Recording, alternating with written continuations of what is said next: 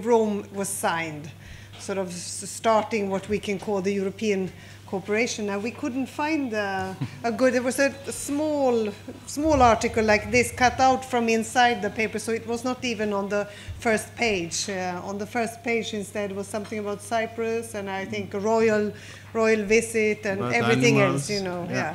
As in the Swedish papers, I saw that they discussed that young people are worse and worse.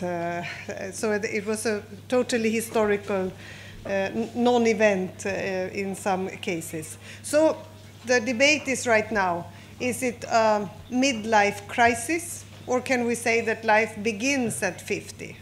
What will be the conclusion? And I think all over Europe you've heard all these congratulatory speeches mentioning peace, prosperity, for the fact that we have established an internal market, that we now live together in hopefully harmony most of the time, that we've enlarged the European Union so that we have actually overcome the divide between an East and a West, which is of course quite an achievement. But I think to young people it is important to know history, but it is even more important to discuss what should we use the European cooperation for the future.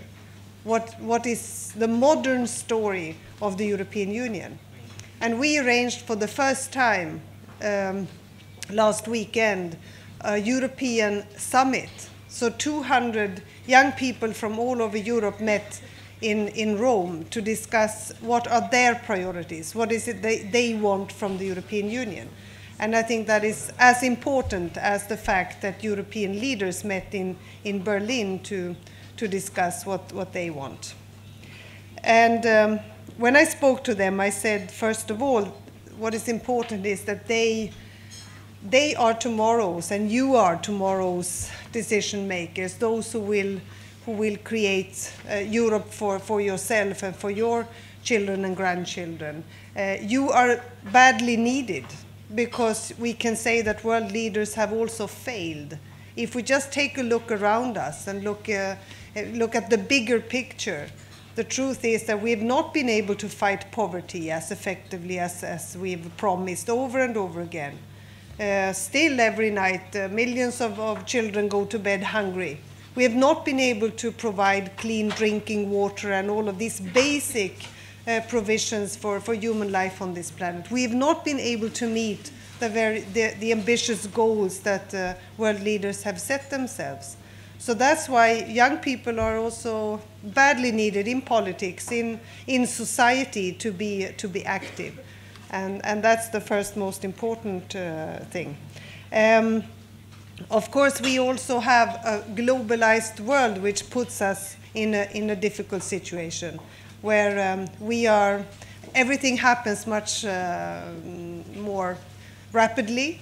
You can see the effects of changes on the world market immediately also in Europe. We can see that what happens in India and China, of course, affects us also immediately. And this raises both fears, but I think also some hope about the future. How do we tackle this? Where is the room for political decisions, for democratic political decisions in a globalized world, in a globalized market? Where is the room to decide what is most important and to actually solve some of these basic problems and inequalities that have also followed from globalization? So I think that there is hope, because Europe has very much shown the way, that it is often a much better way to actually work with social and economic integration and cooperation than to only trust military power. This has not been our strength, but our strength has been to prove that we can do it through economic and social cooperation. And if you ask me, I think the challenge and the modern story of the European Union is sustainable development, to show that we can combine economic growth with high level of social and environmental protection as well. That this is possible. We can be the showcase to the rest of the world that this is possible. And then we would need young people. We need the involvement of young people to be able to do so. And we have, in the Barroso Commission, where I'm a member, we have sort of three overall objectives for what we are doing. We're saying Europe has to provide prosperity. I mean, growth and jobs are necessary. But we also have to show solidarity, not only towards each other in the Union, but also to the rest of the world.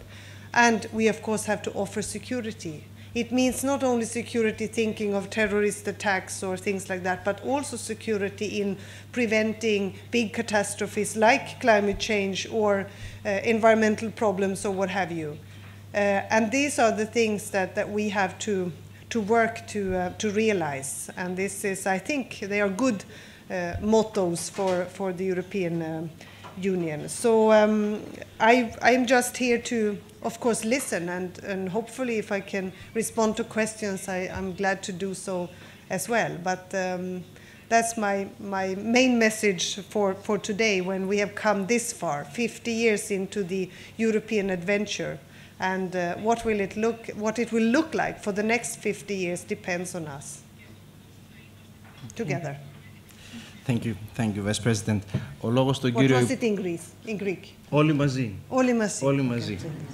The rest is complicated. Από το 1957. This is complicated. Όλοι μαζί. Ο λόγος σε εσάς, κύριε Υπουργέ. Ο οποίος, κύριος Βαλινάκης, πρέπει να αποχωρήσει 12 και 20 γιατί έχει προγραμματισμένη υποχρέωση, οπότε θα φύγει λίγο πριν από το τέλος της συνεδρίας. Λοιπόν, θέλω να ευχαριστήσω την κυρία Βάλστρομ πρώτα-πρώτα, την Αντιπρόεδρο της Επιτροπής, για την παρουσία της εδώ μαζί μας, για την μεγάλη δουλειά, θέλω να την συγχαρώ ιδιαίτερα για την μεγάλη προσπάθεια που γίνεται από μέρους της Ευρωπαϊκής Επιτροπής για να αντιληφθούμε όλοι μέσα στην Ευρωπαϊκή Ένωση τα καλά της ευρωπαϊκής πορείας, να συζητήσουμε για το τι μπορεί να διορθωθεί, να ακούσουμε τις απόψεις των πολιτών και βεβαίως να ακούσουμε πάνω απ' όλα τις απόψεις των νέων. Είναι μια μεγάλη προσπάθεια που έχει ξεκινήσει τα τελευταία χρόνια και την οποία εμείς ως ελληνική κυβέρνηση υποστηρίζουμε θερμά. Ξέρετε όλοι, πρέπει να πω, την προσπάθεια που η Ελλάδα έχει κάνει. Πέρσι γιορτάσαμε τα 25 χρόνια της ελληνικής συμμετοχής στην Ευρωπαϊκή Ένωση για να βρεθεί στο κέντρο των ευρωπαϊκών αποφάσεων. Θέλω να πω εδώ, μιλώντας σε νέους, κάτι κατευθείαν από τις προσωπικές μου αναμνήσεις, γιατί νομίζω έχουν σχέση με όλα αυτά που συζητάμε σήμερα για τους νέους. Όταν εγώ ήμουν περίπου στη δική σας ηλικία, θυμάμαι που είχα πάει με την οικογένειά μου με το αυτοκίνητο, γυρίζαμε τις άλλες ευρωπαϊκές χώρες και περάσαμε κάποια στιγμή τα σύνορα μεταξύ Νορβηγίας και Σουηδίας. Και σοκαρίστηκα, αυτά ήταν λίγα χρόνια πριν μπούμε στην Ευρωπαϊκή Ένωση, σοκαρίστηκα από το πώς περάσαμε τα σύνορα χωρίς να το καταλάβουμε. Δεν υπήρχε κανένας έλεγχος, ίσως κάποιες σημαίες και αυτές κρυμμένες δεν τις είδαμε να μας εντυπωσιάσουν.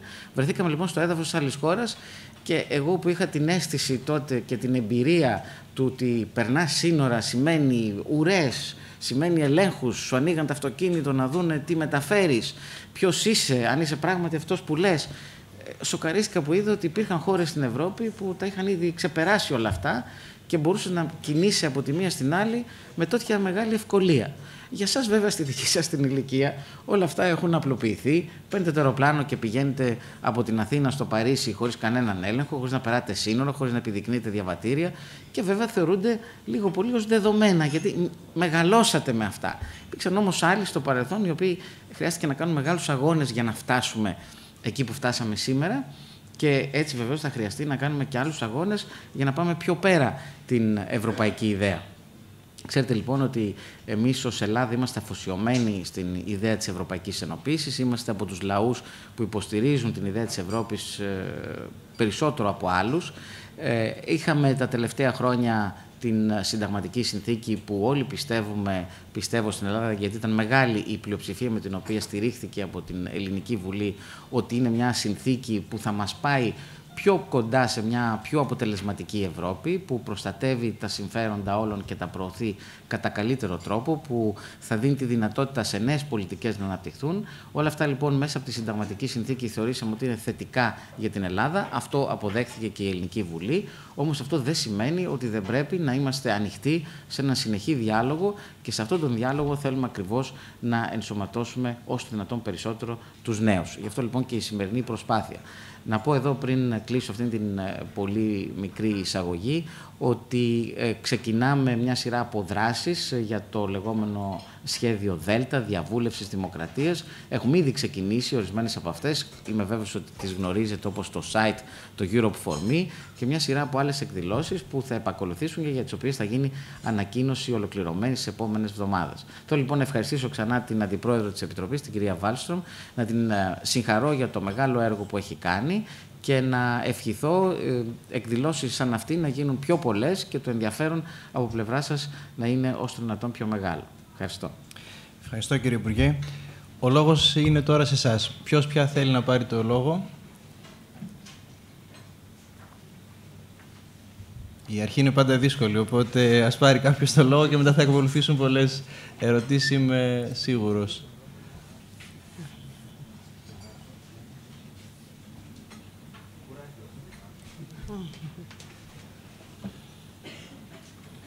Ναι, παρακαλώ. Μισό λεπτοδάκι λίγο για το μικρόφωνο για να μπορεί να γίνεται η διερμηνία.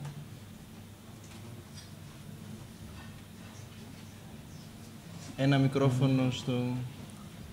Πρέπει να έρθει εδώ. Α, υπάρχει φορητό, μάλιστα. Ναι. Ο κύριος είναι στο βάθος. Καλή σας μέρα. Ευχαριστούμε πάρα πολύ για την τιμή που μας κάνατε σήμερα. Αναφερθήκατε λίγο σε κάποιο σημείο σε μια επικοινωνιακή στρατηγική της Επιτροπής, Ευρωπαϊκής Επιτροπής προς τους νέους. Αυτή, κατά τη γνώμη μου, πρέπει να περιλαμβάνει κάποια ζητήματα απλούστευσης όλου αυτού του οικοδομήματος, γιατί ακόμα και άνθρωποι που σπουδάζουν την Ευρωπαϊκή Ένωση και μαθαίνουν για αυτή, μαθαίνουν τα θεσμικά της, είναι δύσκολο να εξηγήσουν προς τα έξω πώς λειτουργεί αυτό το μόρφωμα, ποιος είναι υπεύθυνος και ποιος κάνει τι στην Ευρωπαϊκή Ένωση. Και συνήθως υπάρχει η τάση να κατηγορούμε είτε την Ευρωπαϊκή Ένωση για πράγματα που συμβαίνουν στην Ελλάδα, είτε την Ελλάδα για πράγματα, τους Έλληνες πολιτικούς για πράγματα που συμβαίνουν στην Ευρωπαϊκή Ένωση. Δεν νομίζετε λοιπόν ότι θα πρέπει όλη αυτή η επικοινωνιακή πολιτική, η επικοινωνιακή στρατηγική της Επιτροπής να ξεκινήσει από αυτό ακριβώς το σημείο, να εξηγήσουμε τι συμβαίνει και πριν αποφασίσουμε το πού θα πάμε για τα επόμενα 50 χρόνια και πριν αποφασίσουμε για το τι θα κάνουμε. Και να δούμε ακριβώς το τι αλλαγές έρχονται στο μέλλον, είτε από την υπερψήφιση του Ευρωπαϊκού Συντάγματος, είτε όχι, τι αλλαγές έρχονται στο θεσμικό οικοδόμημα της Ένωσης και από εκεί και πέρα να προχωρήσουμε στις αποφάσεις για το ίδιο μας το μέλλον. Ευχαριστώ πολύ.